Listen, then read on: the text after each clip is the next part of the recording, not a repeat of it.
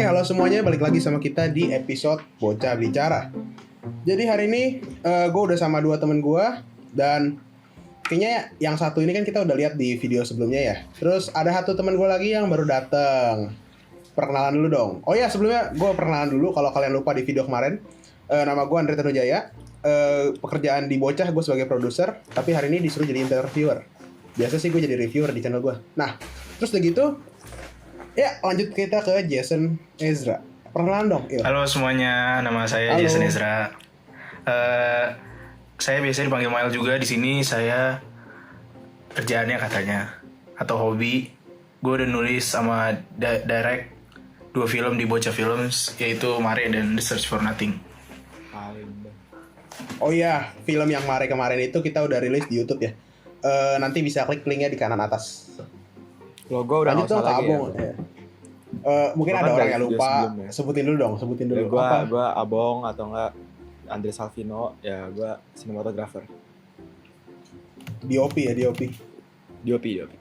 Oke. Buat kalian yang belum nonton video sebelumnya tentang kita bahas tentang pendanaan, kalian bisa langsung klik di link kanan di atas. Nanti gue cantumin. Oke. Jadi hari ini itu karena gue sebagai interviewer, jadi gue harus bawa topik. Gue kan dari liburan kemarin kan kita banyak banget tuh waktu-waktu gabut.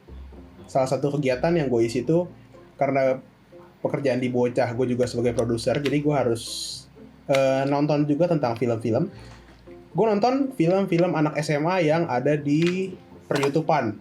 Nah, ada kali gue nonton sekitar 10-15 film pendek mungkin. Yang durasinya sekitar 10-15 menit juga. Nah, masalah yang gue lihat itu adalah kayak misalnya ada satu adegan yang kayak setiap film tuh pasti ada gitu. Misalnya di awal setiap film anak SMA itu selalu dimulai dengan adegan bangun tidur. Nah, bangun tidur pasti selalu di kasur. Nah, gue mau nanya nih, kenapa sih anak SMA itu kalau bikin film kayak selalu ada klisenya? Pertama gue mau tujuin ke si direktur dulu nih, si Mail. Ini menarik sih menurut gue, soalnya kayak regulernya semua cerita kan mulainya pasti dari pagi hari kan. Maksudnya kalau misalnya kita bikin suatu cerita, kayak kehidupan kita sehari-hari juga mulai dari bangun tidur. Ya mungkin itu salah satu penyebabnya ya. Jadi kenapa orang sering make kayak gitu. Terus kalau misalnya dibangun tidur tuh mulai ceritanya juga jadi lebih gampang. Terus dan kelihatannya lebih common aja gitu loh. Cuman saking udah commonnya jadi overuse. Dan kadang gue sebagai yang sering nonton film juga, gue kayak bosen dan aduh apaan sih, kenapa mulai dari bangun tidur lagi. Terus abis bangun tidur ntar dia nyalain mencet alarm gitu-gitu sih.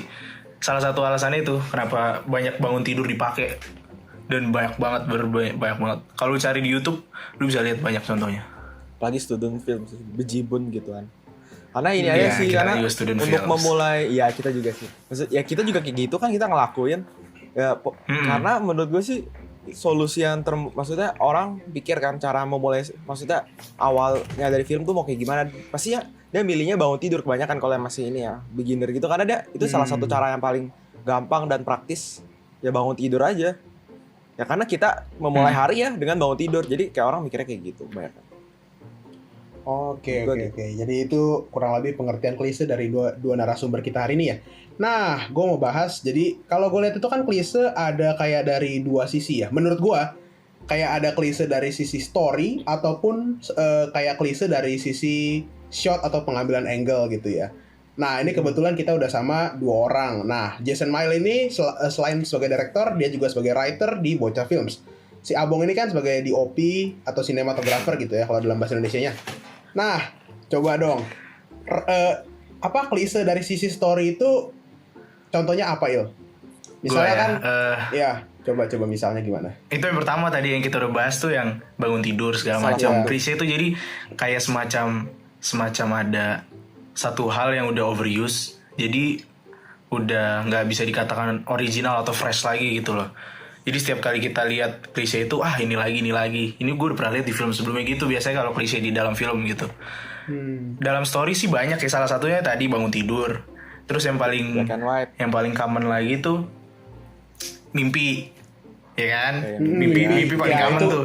Itu enggak. Soalnya personal gue juga di dua cerita gue makin mimpi. Cuman ntar gue bahas kenapa yang gue pakai itu caranya berbeda dilihat dari perspektif lain. Dan bangun tidur tadi juga gue pakai di film pertama kita Bocah Films kan. Tapi gini, menurut gue, tapi yang punya kita itu ada yang klise juga, Il.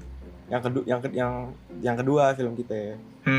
Menurut gue itu klise. Oke. Menurut gue. Jangan spoiler dulu karena nanti film kedua kita bakal rilis di akhir 2020. Oh iya, ntar apa?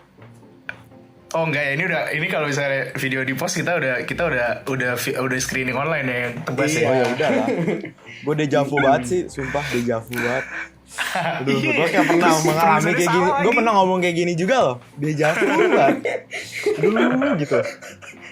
Ya udah, terus kalau story itu yang baru-baru ini gue lihat sih kayak semacam, karena baru-baru ini kan kayak Edge of Tomorrow kan belum lama kan filmnya, maksudnya baru beberapa tahun yang lalu. Yang tentang time loop gitu-gitu kan. Time loop itu kan ceritanya konsepnya menarik gitu kan.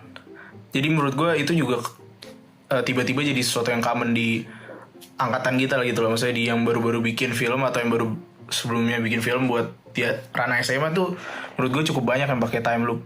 Terus menurut gue juga punya alasan. Tapi menurut gue baru pertama kali nonton tentang time loop tuh Edge of Tomorrow loh. Maksudnya gue nggak pernah nonton film lain ada time loopnya. Jadi masih relatif baru loh. Iya. Maksudnya belum terlalu umum banget lah, belum terlalu belum terlalu. Tapi kayak expose banget. Tapi klisenya itu karena banyak yang menggunakan di ranah-ranah SMA gitu jadinya. Tapi belum terlalu klise sih. Oh belum terlalu. Kalau time loop. Tapi gue punya satu lagi yang menurut gue gitu loh, kayak sampai nonton sampai terganggu banget. Gue sih belum. Kalau untuk gue nonton kalau ada time loop, gue masih belum terlalu terganggu. Karena menurut gue masih banyak yang bisa dieksplor sih dari time loop itu. Nggak harus tentang kayak orang terjebak di time loop. Kalau Age of Tomorrow gitu, nggak harus tentang itu juga. Ada satu lagi nih yang menurut gue gabungan yang paling masif dan sebenarnya nggak banyak dipakai. Cuman sekalinya orang pakai terlalu nggak termotivasi makanya. Itu black and white films plus silent films. Ya kan? Ya karena berawal dari silent films. Ceritanya tuh kayak kita mau menciptakan suasana yang klasik, terus kayak tenang dan settle dan bener-bener apa-apa kayak kesannya keren gitu karena ceritanya klasik tuh sinematik kayak, lah, sinematik. Iya, sinematik. Nah, ya. Terus itu kan yang orang kejar ngomong sinematik. soal sinematik. Ngomong soal sinematik, ntar lu bisa bahas kenapa orang yang pakai filter tertentu sama maksudnya black bar yang kayak cinescope gitu, orang-orang ngira kalau udah pakai itu artinya sinematik. Tinggal kasih black bar sinematik. Nah, itu juga sering dipakai tuh kita. Pandangan tertentu gitu. Iya loh, bahkan gue pernah ya, maksudnya gue ada orang nih temen gue gitu yang nonton, dia sekali lihat black bar tuh langsung bilang, wah ini filmnya kelihatannya bagus kalau udah gituan ya. Iya, filmnya pasti bahkan bagus. Itu orang awam loh yang ngomong. Itu orang awam loh, bukan orang yang kayak ngerti tentang film. Dia kalau lihat rata-rata terus sekali film yang atas bawahnya hilang, langsung bilang, wah ini filmnya kok nggak ada ini ya, dia bisa. Gue nggak mau nonton gitu. Iya, padahal bisa, rata-rata film yang kayak bisa kerasa kayak loh, di film Netflix bingung. gitu black barnya nggak terlalu ini ya. Iya, kayak orang jadi lama-lama udah kebiasa aja karena udah semakin ini overuse, jadi orang ini artinya ini gitu loh. Jadi kayak udah makin tertanam banget di penonton kita ini menurut gue. Tapi jujur buat gue yang dulu belum bikin film, gue juga ngira kalau misalnya gue tambahin black bar, ini film ini baru film. Iya, kalau misalnya nggak ada black bar, bukan film. Bahkan gue sendiri pun pernah salah. Maksudnya Misuse harusnya yang T7 itu harusnya film yang bukan cocok ada black bar ya.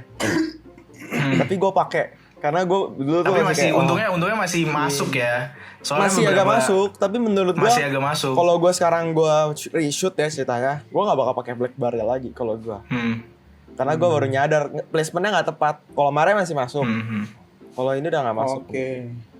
Nah, sebelum kita lihat dari sisinya bentar. Sabar. Gue mau ada satu klise lagi nih. Iya. Menurut gue ini. Apa? Menurut gue ya ini menurut lu mungkin kagak, tapi menurut gue itu ngerokok, sin smoking gitu. Ngerokok. Karena gue pernah nonton nih satu series, pasti lu tahu lah, Peaky Blinders, tahu kan? Tahu nggak? Peaky Blinders tuh pasti tahu lah. Gue nggak pernah nonton, cuma gue tahu lah maksudnya. Pasti ya boleh tuh gitu ya. Di film itu kan ceritanya tentang di Inggris pada zaman 1900-an. Nggak tahu kenapa di setiap scene kayak selalu aja dia ngerokok, gue bingung. Kayak setiap scene ada dia buka ngerokok terus gue jadi bingung. Ini orang dia masa di setiap scene harus banget ada ngerokok. Jadi kayak gue sampai ngerasa terganggu banget kayak Orang ngerokok lagi karena ya berulang kali tuh diulang-ulang terus di dalam satu series itu. Lu bayangin lu, gue nonton 5 season dia masih ngerokok, siap sih ngerokok. Gue kayak orang ngerokok terus, gue bingung kadang-kadang. Ya menurut gue sih itu ya mati lagi. Ya kan itu kan. Justru yang kadang bisa lebih ngeselin dari klise itu sesuatu yang dimasukin tanpa motivasi tertentu buat story-nya ya. Sebenarnya bisa aja ada motivasinya. Iya bisa. Tapi kadang-kadang suka berlebihan. Menurut gue juga nggak apa-apa gitu. Tapi bisa berlebihan, nggak sesuai dengan porsinya menurut gue. Kayak gue contoh ya Peaky Blinders itu berlebihan. Memang masuk kalau dia ngerokok, tapi dia terlalu berlebihan penempatannya. Masa di setiap scene semua udah ngerokok, orang juga lihat ngerokok. Masa nggak untuk buka rokok, nyalain rokok itu kayak udah makan screen time semenit sendiri. Jadi kayak gue nungguin dia nyalain rokok, gue nungguin dia buka rokok. Jadi kayak kita kayak apa sendiri loh, kayak udah rokok lagi tuh langsung cepetin biasanya. Jadi kayak udah gue terganggu ya kalau dia kayak gitu. Tapi bagus sih seriesnya. Cuman masalah di klise ngerokoknya aja. Menurut gue itu. Oke. Sebelum masuk ke, gue kan pengen denger Abong nih nanti dari sisi shot tuh klise tuh contohnya apa. Nah tapi gue pengen denger dulu dari sisi director. Kan kalau story itu pasti ada dialog. Nah contoh dialog yang klise tuh kayak gimana tuh kurang lebih? Contoh aja deh, gue minta 5 aja deh. 5 contoh dialog yang paling klise. Ini tuh kalau misalkan di Indonesia jarang ya, maksudnya dialog yang klise. Ini lebih relevan ke film-film luar lah. Iya, tapi ada dialog klise. Ini gue kasih satu contoh kayak misalkan anggapan banyak orang kalau misalnya ada adegan marah di suatu film Indonesia, itu artinya actingnya bagus. Rata-rata gitu, soalnya kalau misalnya ada adegan marah ceritanya kayak bener-bener ngeluapin emosi banget. Artinya orang Indonesia pemarah gitu maksudnya? Enggak, bukan. Maksudnya kayak kalau misalkan gitu loh. Iya, kelihatannya jadi kayak kompleks banget ceritanya gitu loh. Padahal banyak adegan yang enggak related gitu. Ya gitu itu cuma yang gue point out ya dari kalau misalnya film-film di angkatan kita gitu-gitu. Nah, kalau misalnya luar negeri banyak sebenarnya. Salah satu itu gue baru nyadar loh. Indonesia salah satu klise-nya adegan marah loh. Karena gue baru nyadar selama ini gue nonton kok. Paling banyak kan sekarang di mana, di FTV, di sinetron, adegan marah tuh kan common banget. Bahkan deh sekarang di film juga ada banyak gitu. Yang menurut gue kadang-kadang ya nggak apa-apa, tapi kayak gue ngerasa aja ternyata adegan marah udah ini banget ya, udah sangat apa ya, bisa dibilang udah ada mulai klise-nya. Tapi menurut gue kalau yang adegan marah di NKCTHI sih itu gokil sih, yang pas karena itu bener-bener emang itu karena bisa emang nyambung sama story-nya. Build up-nya bagus.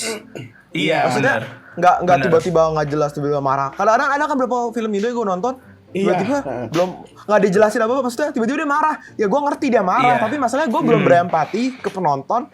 Jadi kalau dia marah gue kayak gue nggak ngerasa amarah itu loh. Kalau Cinta di NKCTHI kan dia di akhir-akhir baru marah kan. Jadi gue berempati ke penonton terus bener-bener kayak sampai puncak gitu loh. Ya jadi gue ngerasa emosinya tuh kerasa. Nyampe loh. Bahkan kalau lu nonton NKCTHI, dia bahkan marahnya masih di runtime tengah. Tapi kita udah bisa relate karena dari awal ada sesuatu yang bermasalah sama ceritanya gitu. Jadi begitu. Iya, dan juga marahnya tuh bukan marah yang tiba-tiba suset gitu loh. Dia marahnya masih kayak masih ada level-levelnya. Jadi nggak langsung tiba-tiba marah langsung dibangun dulu gitu loh. Iya, nggak dibangun dulu. Itu yang bagusnya menurut gue. Jadi nggak tiba-tiba di awal langsung marah gitu loh. Kayak Mare, nah contohnya itu. Itu marah yang klise. Itu marah yang klise. Ya nggak? Karena menitnya ya, karena enggak, bukan. Gue nggak berempati ke orang tua. Gue bodo amat gitu loh. Dia belum. Tapi kita dua masukin adegan marah kayak nggak cocok aja. Maksudnya apa ya? Ya nggak pas ya. Nggak mulai adegan marah ini di atas sini nih. Kita masuk sini nih. Bahkan orang tuanya seumuran kita ya. Itu nikah muda atau apa ya? Nikah muda ya deh. Udah punya anak. Udah dari SD udah nikah dari SD itu. Main saja boleh. Ya udah itu kalau misalnya Indonesia tuh gitu. Kalau yang luar tuh banyak sih sebenarnya, kalau lu point out bisa luar banyak gitu. Tapi salah satunya itu kayak We Got Company. We've Got Company. Terus yang kayak Easy Side or the Hard Side. I'm Reloading gitu-gitu. Terus apa lagi ya? Tapi kalau masalah ada juga I Can Do This. Hah? I Can Do This All Day. Enggak, justru bukan itu. Itu maksudnya bukan I Can Do This All Day. Ada salah satu itu kan kalau misalkan dia ambil kata-kata lain ya. Aku gue lupa ya. Yaudah ini, pick up someone your own size. Enggak sih, itu Itu enggak kan kalau terlalu. misalnya- Boleh banyak lah. Itu lumayan. Udah pola Itu lumayan kesimpulannya terlalu banyak. sih. Tapi karena memang di Indonesia, di luar kan memang udah industrinya udah ratusan tahun, jadi kayak pasti di awak klise udah banyak banget. Sedangkan di kita baru beberapa tahun ini baru gencar-gencarnya loh. Jadi kayak masih muda, masih belum terlalu banyak yang klise. Kalau Dan uniknya adegan di marah movies jadi paling klise sering karena pakai ya. sinetron menurut gue. Gara-gara sinetron. Iya, paling banyak dialog yang diulang-ulang tuh sinetron sih. Makanya klise dari sana. Sinetron mah udah ini banget. Makanya kerasa banget kalau klisenya itu karena dari sinetron. Sinetron udah lama kan, bukan yang sekarang baru ini. Jadi dari situ sih. Paling Terus gitu. lanjut nih ke Abong. Kan tadi kita udah bahas dari sisi story, dialog. Nah, sekarang kita mau denger dari sisi shotnya. Nah, kalau klise di shot itu seperti apa? Gimana, Bong? Kalau gua ya menurut gua ya itu biasa kalau pakainya crash zoom set terus weapon set gitu loh, karena itu terinfluence sama kan gue jadi lupa Edgar Wright atau enggak Wes atau enggak Anderson. Wes Anderson yang symmetrical yang harus di tengah gini loh, yang kayak di tengah gini. Tapi Wes Anderson juga banyak weaponnya loh. Maksudnya ada banyak weaponnya dan salah Oh satu iya, yang banyak juga. Ya paling makanya di-notice terinfluence sama juga. orang kayak gitu. Iya. Masalahnya ya apa ya? Ya kita lagi belajar, maksudnya kita bukan Wes Anderson, jadi kayak kita berusaha memahami pikiran mereka, tapi kan masalah kita bukan dia, jadi kayak kebanyakan dari kita yang masih ini apa ya? Ya terlalu pakai yang hal-hal yang eksentrik gitu loh. Hanya untuk keren-kerenan tapi nggak ada motivasinya. Dan bahkan di Tapi Test itu Event juga menurut gua- gitu. Tapi itu paling krusial sih kalau misalnya kalau lu pengen develop style sendiri dalam bercerita ya, Emang termasuk susah. penulis atau direkturnya. Karena udah kayak trademark awal-awal tuh gitu harus loh. imitasi dulu. Iya. Awal-awal emang harus imitasi dulu. Emang itu gua kayak ngeliat itu bagian dari proses. Gue tahu lu harus Iya, harus memang. ikutin tapi ya kalau bisa, maksudnya sampai sekarang banyak yang udah orang yang buat film yang bahkan yang udah berpengalaman masih pakai klise-klise yang kayak gitu menurut gua. Ada yang kayak gitu. Oke. Tapi sebentar Gua dulu pernah ya. nonton. Nah, ini kan kita bahas di ranah SMA. Mungkin lu berdua punya tips gitu atau gimana caranya ngilangin klise gitu loh. Untuk di ranah SMA. Kalau gue ya, kalau gue sebenarnya klise susah dihindarin. Cuman setiap kali lu pas nulis atau lu pas ngerjain sesuatu lu ketemu, misalkan ya, lu bisa sadar kalau itu ada. Dan kadang gue juga sadar itu ada, cuman gue biarin karena menurut gue ya udah itu cocok aja. Tapi gue coba nyampeinnya dengan perspektif lain gitu loh. Dan perspektif lain tuh dalam arti kata bisa dari dalam segi produksi sound, terus produksi di tata kameranya, atau enggak dari segi naratifnya. Kemarin di yang film hari pertama gue juga pakai yang itu kan, tadi sebelumnya gue udah bilang gue pakai yang dari scene bangun sisi tidur matiin alarm. dari sisi Tapi sinematografinya ya lu di iya, tapi gue sama Abong coba bawain dari sisi sinematografi sama tata soundnya yang agak beda gitu loh. Iya. Dan kalian bisa lihat di sini nih, ntar di sini lagi. Iya. Ntar di mana lagi? gimana Satu nonton tempat, fullnya, di satu tempat itu. atau Iya. nonton fullnya ntar. Ya, jadi shot pertamanya kayak gitu kira-kira. Jadi kayak bener-bener satu shot, tapi kita bisa gambarin apa aja yang terjadi sama dia, apa si karakternya nih gimana. Terus bangun tidurnya juga gak di tempat tidur, dari bawah lantai. Terus dia naik aja ke atas gitu. Iya, Tiba-tiba bener-bener. keluar gitu, tiba-tiba berangkat sekolah ceritanya kan, gitu sih. Jadi Dan mungkin itu pun story-nya kita bisa- perspektif baru gitu. Dan itu pun kita Iya, ngide-ngide ya, jadi kita kita- coba-coba kan. Iya, Iya. kita coba-coba Padahal sebenarnya. di skrip Maksudnya, itu kan udah kayak kita pikirnya bakal kayak adegan bangun tidur kayak biasa Iya, yang bangun tidur klise-klise yang biasa. lain kan. Tapi pas onstage kita Iya. kayak kenapa nggak kita ngelakuin Iya, itu sesuatu yang salah kayak satu pakai magic dari wonder gitu konsep kan. sih. Iya, pakai one shot gitu kita kepikiran aja. Dan itu pun bahkan kita waktu itu masih beneran kayak nggak ngerti apa-apa kan. Pas itu kan pas Iya, buat di mereka. awal. Dan itu kayak menurut gue ada kebetulan sih jujur aja. Karena kita sendiri nggak nyadar kalau kita nggak itu bakal klise. Gue baru nyadar kayak setelah berapa akhir-akhir ini. Dan itu tuh Gue klise bahkan juga baru ya. nyadar pas Mas Gunar komenin Ah shot iya, pertama Brilian. itu gue kayak Gue baru nyadar. gue kayak Gue baru nyadar. Oh, Iya. ternyata emang itu gak biasa ya, maksudnya gak apa, bukan yang gini banget deh. Iya. Terus gue kayak, oh ternyata lumayan nih, walaupun ya sisa ceritanya biasa aja gitu loh. iya. Oh ya, sama mimpi gitu, masalah mimpi kan mimpi kan termasuk klise ya, gitu-gitu. Mimpi gue 2 film gue coba terapin cara yang berbeda, walaupun ya masih hitungnya masih klise gitu. Kalau Masih yang tetap pertama klise kan sih itu. Yang namanya yang pertama proses, kan ya. yang pertama kan gue mimpi karena gue emang settingnya bukan karena emang mimpi keren gitu. Soalnya kan kebanyakan orang memandang mimpi tuh semacam cheap plot twist gitu, tanpa ada apa-apa penonton udah harus kaget gitu, wah tiba-tiba mimpi, ternyata gue dibohongin, itu tadi gue nonton gitu kesannya kan. Cuman di sini gue marah kayak gue make karena ya emang itu pengalaman gue, maksudnya gue pernah mimpin itu, terus sama ya emang buat emang buat pembelajarannya aja di akhir, maksudnya konklusinya emang perlu mimpi gitu loh, semacam big team ya gitu. Gitu dari gue. Jadi solusinya sih menurut gue, solusinya menurut gue ini aja. Yang penting selalu ada motivasinya di setiap apa yang lu lakuin biar gak jadi klise. Walaupun lu mau ngelakuin klise tersebut, kayak contohnya kayak bangun tidur tadi, ya lu modifikasi aja. Jangan lu kasih bagian yang, lu kasih perspektif baru dari orang-orang yang gak lihat. Menurut gue sih gitu. Sama sesuai porsi, jangan berlebihan. Sama jangan berlebihan. Yang penting ini amati, tiru, modifikasi. Nah, ATM. Tapi jangan amati, itu tiru, kata dari mana monetize. istilahnya deh? Amati tiru. Udah Javu nih. Amati, tiru, monetize. Udah Javu.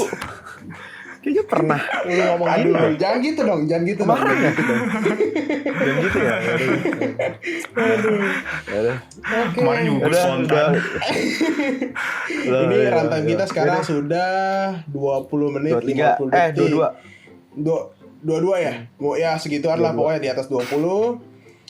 Yes, kayaknya sampai sini dulu video kita hari ini. Nah, kalian udah dengar kan klise-klise contohnya di film itu gimana. Terus dari klise dari sisi shot, dari sisi story, dan gimana cara ngilanginnya. Dan kesimpulannya sih sementara kalau anak SMA itu, terutama kalau kita yang masih pemula, itu untuk menghindari imitasi klise-klise itu agak sulit ya. Karena kita kan juga masih dalam proses belajar. Mungkin bisa diterapkan tadi solusi dari Mail, ATM, amati, tiru, modifikasi. Aja. Nah, itu bisa dipakai. Keren. Dan tepat keren. gitu ya. Oke, sampai sini dulu video kita. Jangan lupa like jika Anda menyukai video ini. Komentar kalau misalnya kalian mungkin kalau kalian punya apa namanya? Saran atau masukan. Tugas banget loh. Ya, mungkin kalau kalian punya saran atau masukan tentang, kalau kalian punya contoh-contoh klise yang lain, atau kalian punya saran-saran untuk ngilangin klise itu, bisa sampaikan di kolom komentar. Subscribe jika Anda belum, nyalakan juga lonceng notifikasi kalau misalnya, supaya dapat notifikasi kalau misalnya kita ada video baru. Follow juga Instagram kita di @bocahfilm supaya selalu dapat update. Oke, sampai sini dulu. Makasih. Ya. Kalau video jelek dislike aja, nggak usah di-subscribe kalau video jelek. Iya, benar. Kalau jelek nggak usah di-subscribe, nggak apa-apa. Di dislike juga nggak apa-apa banyak biar bisa monetize. Iya. Sampaikan juga kalau misalnya kalian mungkin ada tips gimana cara kita video mungkin kurang bagus atau ngebosenin, bisa sampaikan di kolom komentar. Terima kasih, sampai sini dulu. Kalau kita ada salah, kalau kita ada salah ngomong apa, benerin di kolom komentar. Kita sampai lupa disclaimer kan? Kita sampai lupa disclaimer. Bukan lupa disclaimer. Sampai lupa disclaimer. Dan disclaimer dulu. Pembicaraan kita hari ditambahin di belakang. Pembicaraan di kita depan. hari ini itu kita dasarkan semua pada pengalaman. Jadi kita Dan bukan preferensi. bicara dari sisi yang profesional, tapi kita bicara dari sisi yang awam. Oke. Udah, Terima kasih. Videonya udah kepanjangan nih. Makasih ya. Bye-bye.